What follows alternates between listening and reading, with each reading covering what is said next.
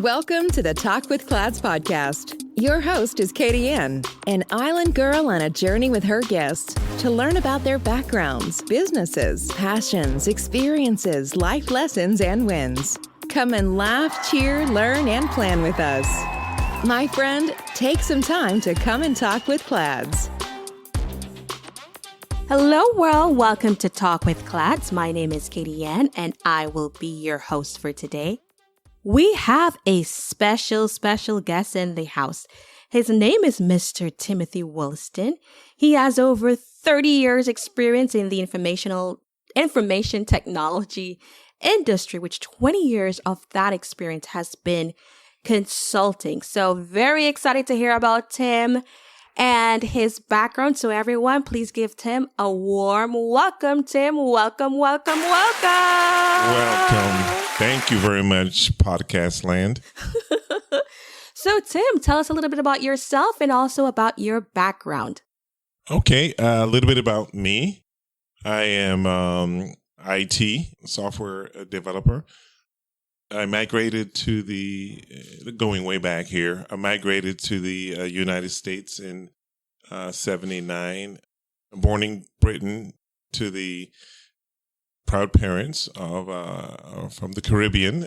They're both were born in the sunny Caribbean, and they migrated to the England in the 60s, where half of the family was born. I am one of 9, and Big family. Yes, one of 9, and I fall somewhere in the lower of the 9, third from the last. So 2 younger brothers, and my siblings. The rest of my siblings are much older, and went to grade school, middle school, and high school in the Northeast, Connecticut, where we migrated to. And I moved to Florida in 1994, where I've been living ever since. So did you move with your parents from Connecticut to Florida? No, I actually moved. I didn't like Florida. I visited Florida as a kid a few times with my parents when I was in school. And every time I visited, I just didn't like it. It's just like they had trees that looked like Q-tips, like, up north, you have those oak trees that span, both sides of the road, and just green and lustrous. And in Florida, it's like they just got these little sticks with little green stuff at the top. So, are you talking about our palm trees? Yes. Yes, but I still didn't like them because, it wasn't the greenery. But as I got older, and you realize that, the hurricanes do come through and wipe out the vegetations, and it takes a while to grow back. So, yes, I moved as an adult without my parents to Florida in 1994. I had my first child was born in Florida, and my second and my third. So has you settled through did you do IT when you were in Connecticut? Yes. Taking a step back, yes, I did do IT in Connecticut, but I went to what is called a trade school. It's known as a technical school. Yeah. So I went to that type of a high school. My parents was big on getting your hands dirty, so to speak, to make a living. Like, whether it's to physically do something like a carpenter or an electrician. So we went to a trade school, and that type of trade school, your freshman year, you went around and you did the different types of trades, cooking, a barber, auto mechanic, auto body, carpentry, electrician, you name it. And I settled on being a body repairman. Oh, really? Yep. So I settled on that for sophomore, junior, and senior year. And that's what I did and wanted to do when I left high school as a trade. So what made you make the switch? Because that's a nugget right there. Because I didn't know that. Were you a body repairman for real? Yes, and to this day, if you want me to, I can paint your car. You can. Yes, I can. I can repair your car. I can paint your car. I actually painted my mom's car. I painted my dad's car. Just for free, just because I wanted to change the color. So I did that for 1 year. It was funny. I was talking to a coworker of mine, and it's funny what motivates you, right? Talking to a coworker of mine back then, and getting out of high school, I was making as a body repairman, and this is in the 80s, early 90s, but late 80s, mid to late 80s. So I'm dating myself here. I asked my coworker, which I wasn't supposed to do. I'm surprised because I didn't know the rules, right? Etiquette working in the workplace, how much he made. And he said he made $21,000 a year. And I was making $12,500, and I thought I was making a lot. So 21,000 in the 80s, that's what, probably like six figures, or a little, even like the cost of living. Yeah, a little less, right? Because in the 80s, my parents' mortgage was $162. Oh wow! Right, for the house. So yes, so it seemed like a lot, but it a little, but it was a lot. Yeah. And so yeah, 12,000. I thought I was on the top of the world making 12,500. But he was in the auto body business at that time. He had been doing it for 17 years.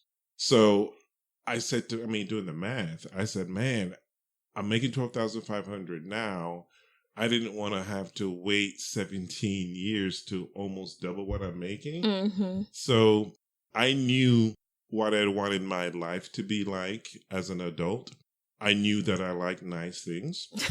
And I knew that nice things cost money. Yeah. It boils down to that. So that got me thinking about, do I really want to do the body work?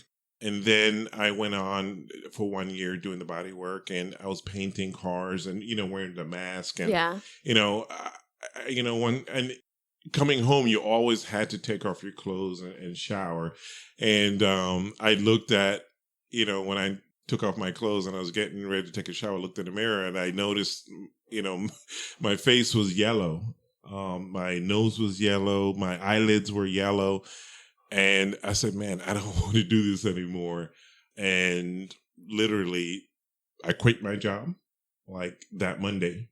And I enrolled back in school. Oh, wow. And I went to, because the technical type school was in my nature.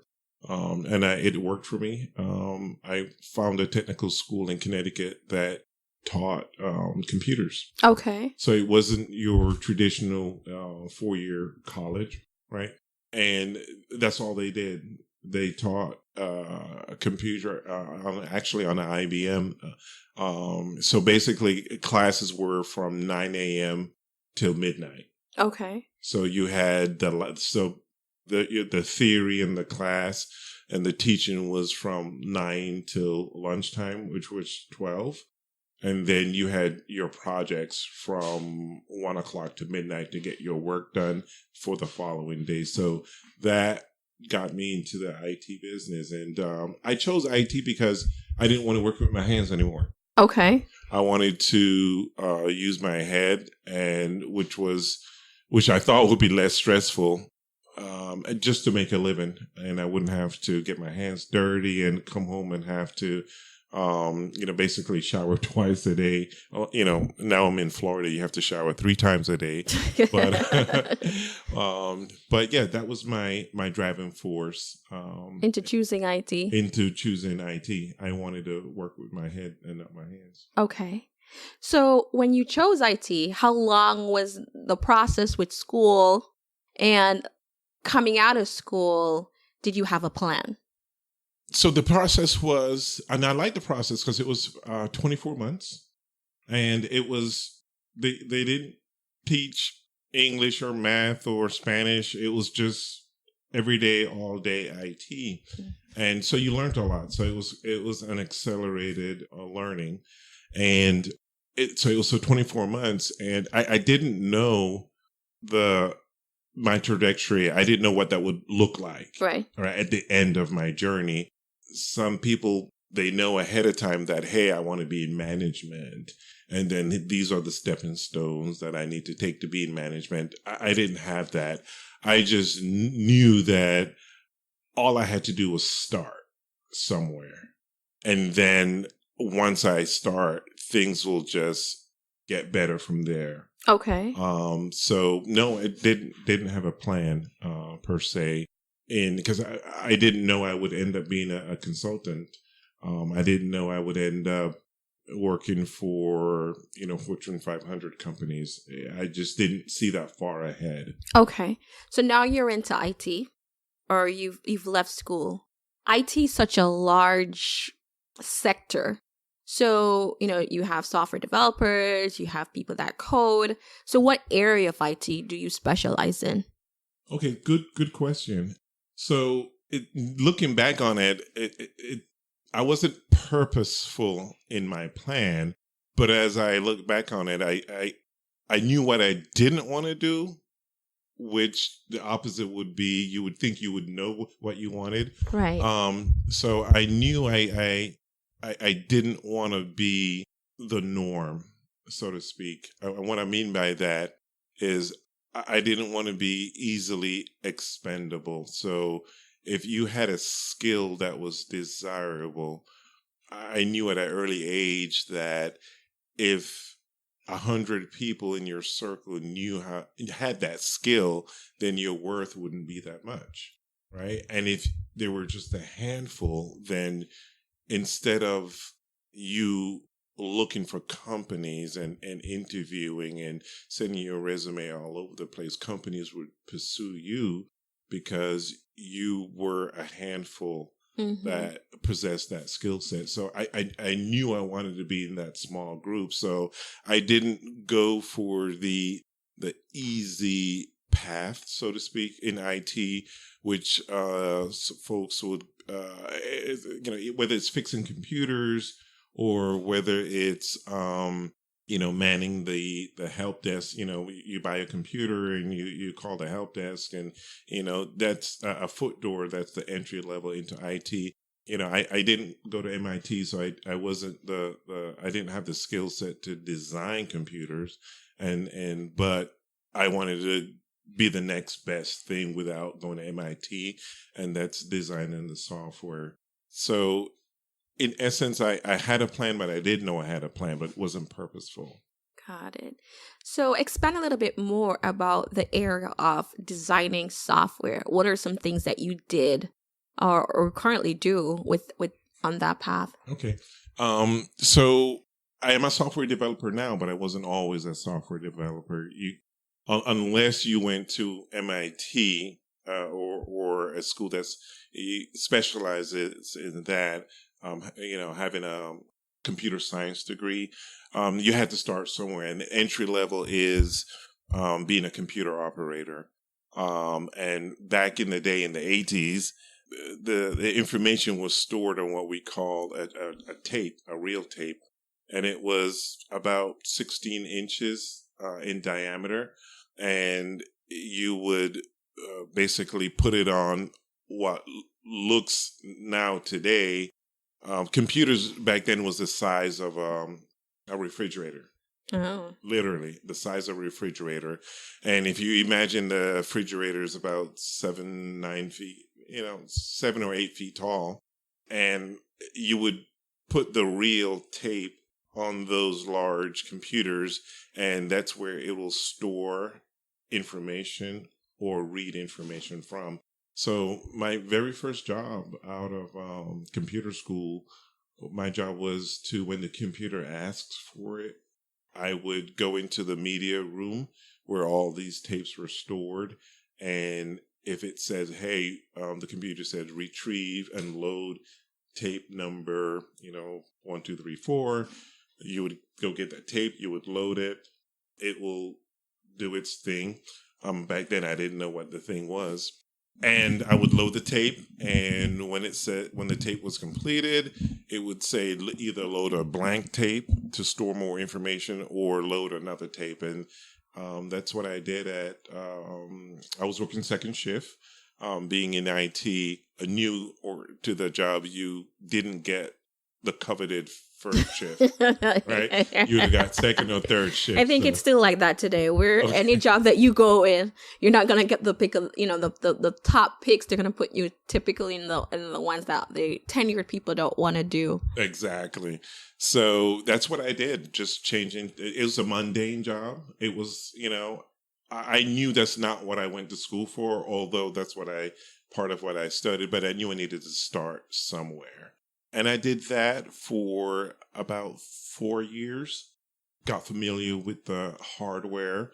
I was getting familiar with the software, just understanding, okay, yes, I'm putting this tape, but why, what is it doing?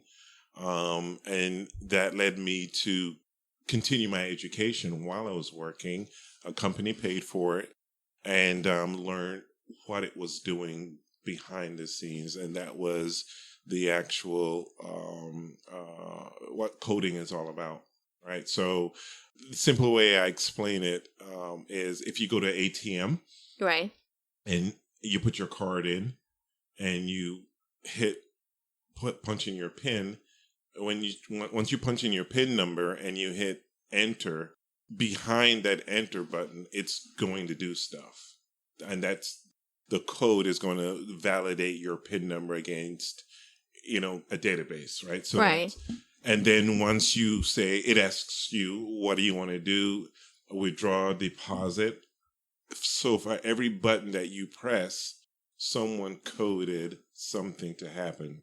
Meaning, if you say, I want to withdraw $20 and you hit go or enter, then the computer says, okay, let me see if you have $20. Oh. Okay. Then mathematical equation takes place, which is someone coded to say, oh, he has $200. Let's subtract 20 and put back 180 and then dispense the 20. So a lot of coding is done everything boils down to mathematical equations. And then once the 20s subtracted, then there's computer language that was coded by someone like me that says, do you want another transaction? Do you want, and then it just keeps on going. So it's coding, and machine language is event driven, meaning you ask it to do something, it'll do it for you. And it's the same thing with your car today. If you hit it, for those of us who have electronic dashboards, right? You hit a button, it just doesn't magically do something. Literally, someone coded it to say, oh, you want to turn the AC up or down or unlock the door. It's all computer machine language. Oh, wow. And I see, would you encourage, because right now with the generation coming on, a lot of them are looking into and being entrepreneurs, and is IT a path that you would encourage? Absolutely. There's two paths, and this is, well, let me not just say it's unlimited, the paths that an individual can take, but specifically, I encourage engineering, the medical field, and IT as a path, only because you can go to any state, any country, and with little effort get a job. Oh, okay. Any state, any country, recession, depression, or not. You're always going to someone's always going to be sick, right? If you go in the medical field, right? So you'll never be out of a job. Very, right? Very. Yeah. And then with IT and computers, we're living in a day and time where, data and computers are doing everything. Even those robots that are building our cars today. Yes, I see. Literally, someone coded the robot to do what it's doing. So like your car is like you drive a Tesla. yeah. Yes, I do. So, right. So that, is someone in IT telling the car, Yeah. And to me, a Tesla is nothing but a computer on wheels, right? When I go in the car, it recognizes, because of my cell phone, who I am, and it just validates me. I don't have to punch in a password to drive it. But if it didn't validate my phone via Bluetooth, the car wouldn't wake up, so to speak. So, I heard this, I didn't coin the phrase, but I heard it, well later on in my career as a professor. I was listening to a professor give a speech, and it was mind-boggling, but it made so much sense. He said that he was talking to students. He said that the job you're going to get when you graduate has not been invented yet. And that was, I had to think about that. It's like, then, so a lot of folks go to school and say, I don't know what I want to do. I don't know what kind of job. So that's the I don't know part yet. But yeah, who knew that Tesla was going to be around? I didn't know Tesla or EVs were going to be around in the 80s and the 90s. So yeah, although I'm not designing for cars, but who would have known that job had not been invented yet? So it's just like, the IT, it's just the spaceships going into space. Yeah. Think about all of it. It's jet fuel, but it's computer and logic and IT that just makes it do what it does. Okay. Well, yeah, it's the wave of the future. We live on our phones or iPads. Everything right now has some type of computer software in the background that's going on. So I wanted to go down another path because I'm curious and I'm sure the listeners are also curious about consulting. Clad's Resources and Consulting values its customers. Our planner Footsteps to My Vision is a 13-month planner that can be used for 5 years. It walks you through SMART goals, SWOT analysis, action planning, and holds you accountable through 3 monthly check-ins. We work only with top quality materials, innovative designs, and verified suppliers, which are guaranteed to deliver to our high expectations, because when it comes to our customer satisfaction, there's no room for compromise. Made with high-quality PU leather and paper planner helps you focus on achieving your goals by giving you a sense of personal and professional satisfaction.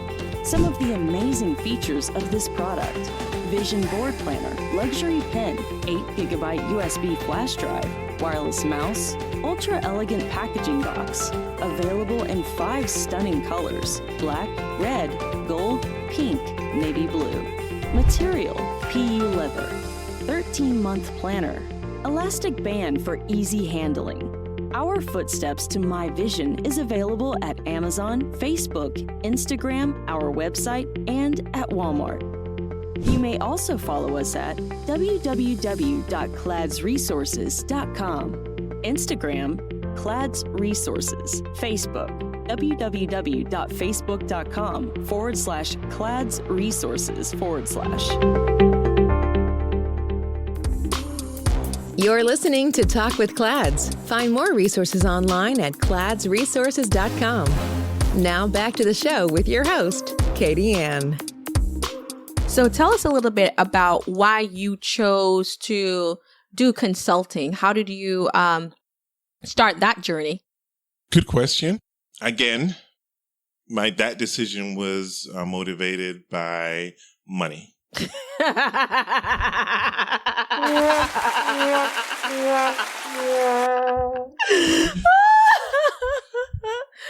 The good almighty Benjamins. Yes. At the end of the day, like I said at the beginning, I knew that I like nice things. And either you're born with it or you're so lucky that someone gives you things.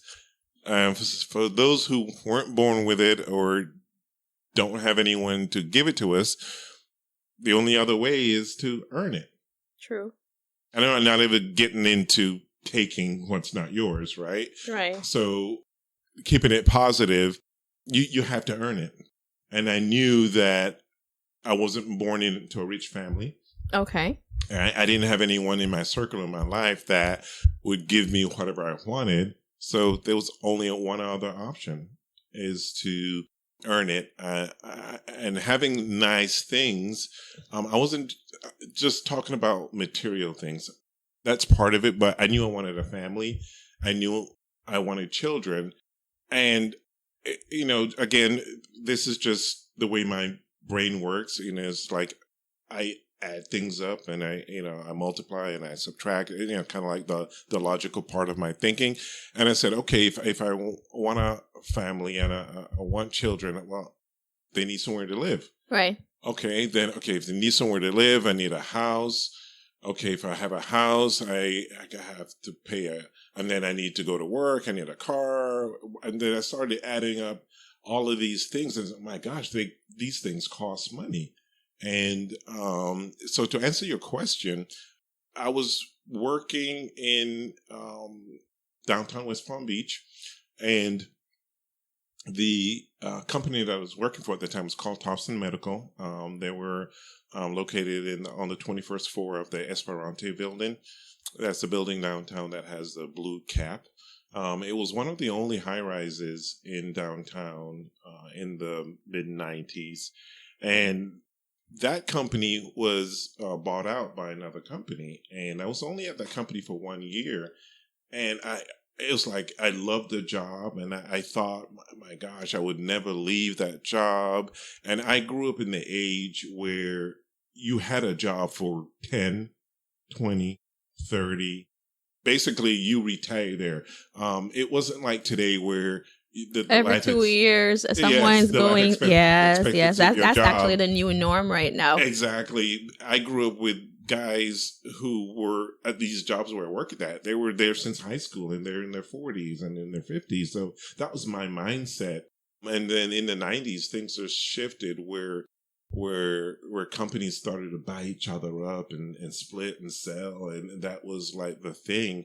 So here I am, new to Florida, and then the company that bought us was in New York, and they offered me to move to New York to work. And it's like, man, I just got to Florida, and I got used to the sun, and I didn't. You became a Floridian in a short period of time. Go figure. And I didn't want to move back to the cold, so the software that we were using at Thompson Medical, software is called JD Edwards. It's an ERP system, and ERP system is basically a software that's fully integrated. It does inventory, purchasing, sales, manufacturing. It's just a one-stop software that will do everything for a company. And the account manager was visiting our company at the time, and my boss knew. He was a very, very nice guy at that time that I didn't want to move to New York. And he just mentioned to the account manager, do you have any openings? And he says, yeah, for a matter of fact, he had an opening. So I said, great. It's like that was my shoe-in. But I didn't know at that time that it was for traveling and consulting. And part of consulting means that you go to different companies. So that was my shoe-in to consulting. So I, in essence, wasn't working as a consultant then, but I was working for a consulting firm. Working for a consulting firm for another 5 years. I got to learn how these consulting firms worked and operated. And a light bulb went off in my head one day and said, hey, I can do this. Yes. It was like, it's kind of easy. It was easy because I had the skill set, right? I had the knowledge and the know-how. So it was easy. So I just decided on my own back in 1999 that when my next assignment, the assignment that I was on, when it's finished, I would start my own firm and start consulting for myself.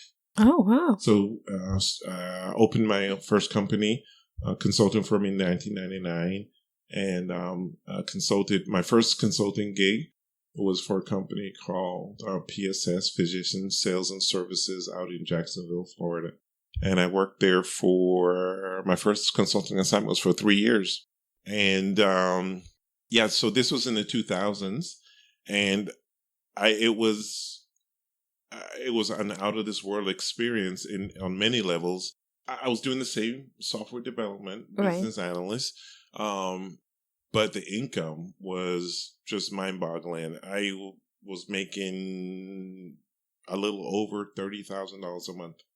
Oh, wow. That's a very good income. So let me ask you this. What would you say is a common myth about consulting, and how do you debunk that? In my experience, a common myth about consulting is it's hard.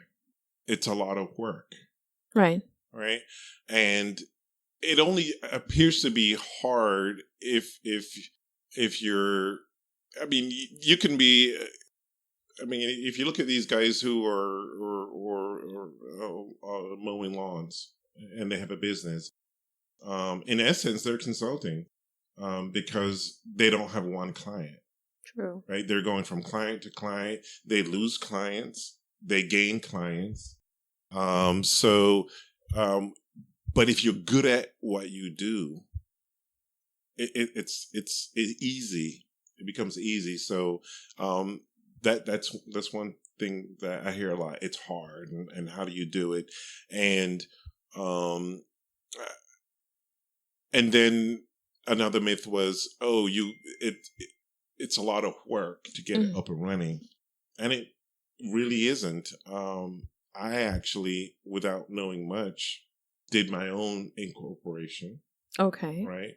I filled out the documentation and sent it to the state of Florida. Did my own federal ID. I asked some questions, but a lot of that stuff I did myself. And I just started and did it. And the more I did it, when I say it, I mean the consulting work, it was no different than what I was doing working for a consulting firm. And it was no different than working for an employer. Okay. So how did you build that customer base? It builds itself. If you remember early on in our conversation, I said, if you have a niche, if you're good at what you do, the work will find you. Oh, some gems there. Yeah. So I didn't have to pound on doors looking for clients. The word got around that as I did work for clients, and I did my work to the best of my ability, and more times than often, I went above and beyond. I actually did more than what they asked for, and it's kind of like going to the florist and you order a bouquet of flowers, and then it's much more than what you expected. It's like you have gratitude, you're surprised, and you would pay anything because it was much. So that's what I did for my clients. Okay. And then when they receive the services and the products that I produced, they had no choice but to recommend me the next time someone asked them, hey, do you know someone? I was at the top of the list. And all of the assignments that I've gotten over the 20 years, it's literally been by a recommendation. Right. So your quality of work sold itself. So Absolutely. What was your greatest fear going into consulting, and how did you manage that? My greatest fear was disappointing my clients. My greatest fear was what if the work dries up? Yeah. That forced me, and again, this is a fear part, to work a little harder, work a little longer. And it was kind of like paying it forward for myself. I had an assignment, my longest assignment was 11 years. And that's unheard of to have. That is a long assignment. Absolutely. The average assignment is 11 to 24 months. This one lasted 11 years. I made a promise to myself that I'm going to really go above and beyond for this client. And one of the things I did was, besides doing a great job, I never billed them more than 40 hours. So there are times when I work 60 hours. There are times when I work 50 hours. But I will never bill more than 40. And I'm sure they appreciated that. And on top of that, they knew I was doing a good work. So in their mind, just from a dollar perspective, I was then an asset to them. Right. Not necessarily a liability, because the folks that I was doing the work for, they would have to answer to someone, their boss and their boss. And I realized that strategy worked out for me, being at that client for 11 years, because the owner of the company, when he was wanting to tighten the belt back in 96, 97, when the recession, financial recession was going on, they were looking for ways to cut. And basically, the way they did it, they looked at their expenses, from most expensive. And I will hear, stories that I'm told from my boss, like, my name would always come up. It's like, what's this line item? Why do we need this person? And my boss and his boss, it was easy for them to speak to the owners of the company of the value that this person brings to the company, right? So yes, my consulting dollars was high, but they had value. Right. So my fears turned out it drove me to work harder, but it paid off in the end. Okay. So what advice would you give someone that wants to go into IT consulting? My advice would be, make sure you love your job, right, or whatever it is that you're consulting for, because you don't want to wake up in the morning and, dread the drive into work or the train ride into work or the bus ride into work, because it's at some point, I'm sure many people have said this before, like, there's not enough money in the world to ... Right. Because, they don't enjoy, the money's good, but they don't enjoy. Yeah. There's no passion for what you do. So you got to enjoy what is it that you're doing. And then, when you do have that thing that you're doing, and again, you could be consulting in IT or any other job, just make sure that you're good at it. Yeah. Because I figured out that it'll take about a year for someone to pull the wool over somebody's eyes. Because you can talk a good game and say, hey, I know how to do this, I can do that. But at some point you have to deliver. But just make sure that you're consulting in a field where you have some experience. And if you're looking for, the big payout, it'll have to be a niche business where not the average Joe can do it. Okay. So what's been your best memory related to consulting? My best memory, which turns out to be, in the long run, not a good one. But my best memory is when I first realized that I can eat and have somebody else pay for it. Ergo, my expense account. Oh my God. Listen, and let's just do a disclaimer. If you fake an expense report, which I'm hoping this is not where this is going, there is a crime to it. So as I traveled for work, I worked in Denver, I worked in Chicago, Philadelphia, Miami. These companies would pay my airline tickets. They would pay for my hotel, my car rentals, my food, you name it, everything. Dry cleaning, I didn't have to spend any of my own money. And you had a per diem for breakfast, you had a per diem for lunch, and you had a per diem for your dinner. And I pretty much was just oh, I'll take that, and I'll take that on the menu, knowing that I didn't have to pay for it. Somebody else would. So put on some weight until I figured out, you know what, just because someone's paying for it, I'll just, back off of the eating. But So you were not faking an expense report. You were actually using your expense report. Oh, absolutely. Okay. Absolutely. Let's clear that up. Absolutely. And then I was, at the end of a hard day, you would have a drink or two, and they even paid for your drinks. Yeah. I've worked for organizations that they do that, and I've worked for organizations that have a strict no drinking policy. They're not going to pay for it.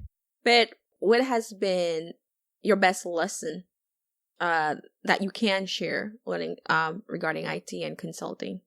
I would say if there were, a top 10 or a top 5, my top lesson would be, no matter how good you are, never brag, never pat yourself on the shoulder. Never pat yourself on the shoulder now. I stay patting myself on the back. And why do you say that? I'm curious.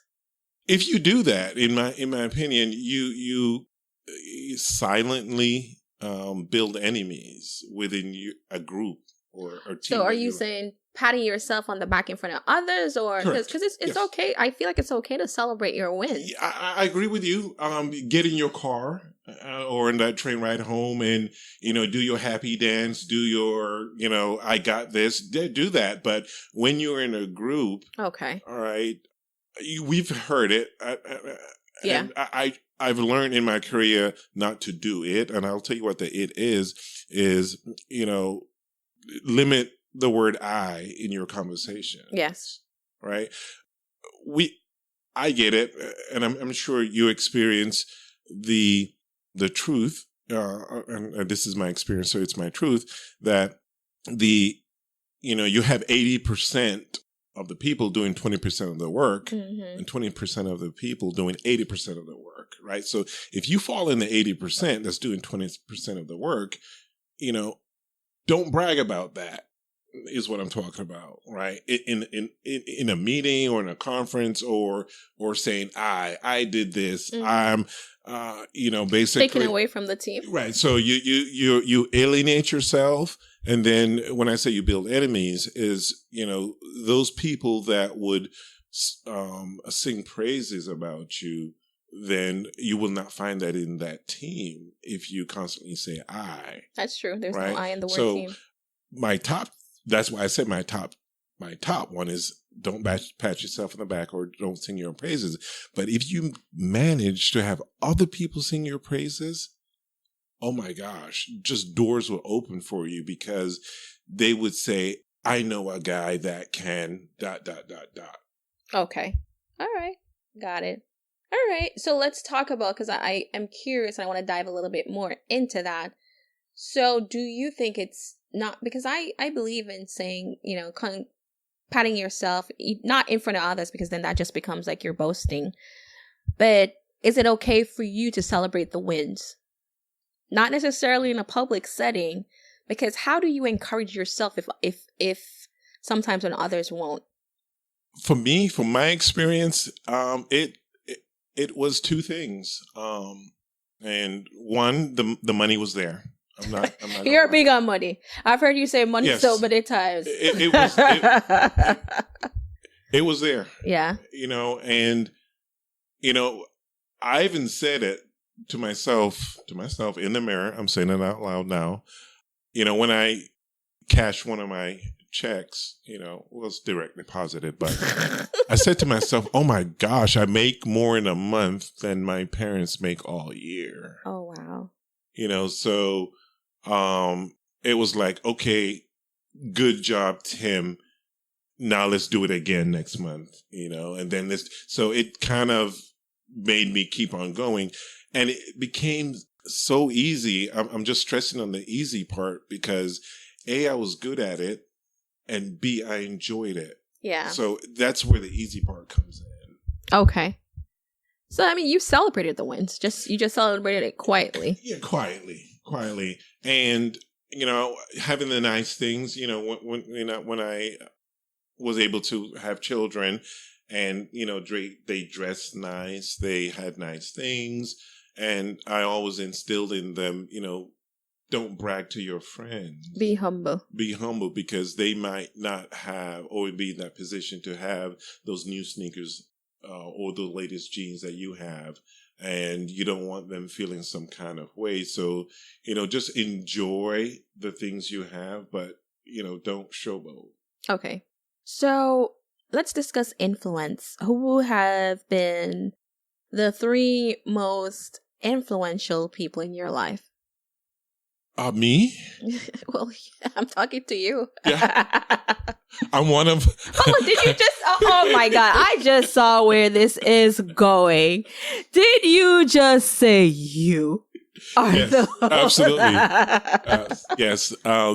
Me, number 1. And number 2, I can't say there's a number 2. Right. I'm not going to sit here and say, Thurgood Marshall or some... I'm Black, African American, so I'm not gonna just pick someone in history to say and cling on to them. Just along your path. That person doesn't have to be famous, but that person gave you some advice that kind of stuck. Yeah, I wouldn't say it was one person. Yeah. Right. So no, I don't have that one person that I in my mind that I cling to, but it was a lot of people. And some of which I don't know or remember their names. And right. What I mean by that is in the workforce. I mean, I still am in corporate America, right? So I spent the majority of my career in corporate America.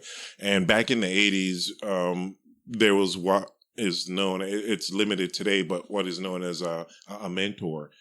So those of you who are privileged to have a mentor in your life, not everyone has that and cherish that because, a mentor helps guide you. But those who didn't have one, me, you really had to dig deep in yourself to inspire yourself, to push yourself.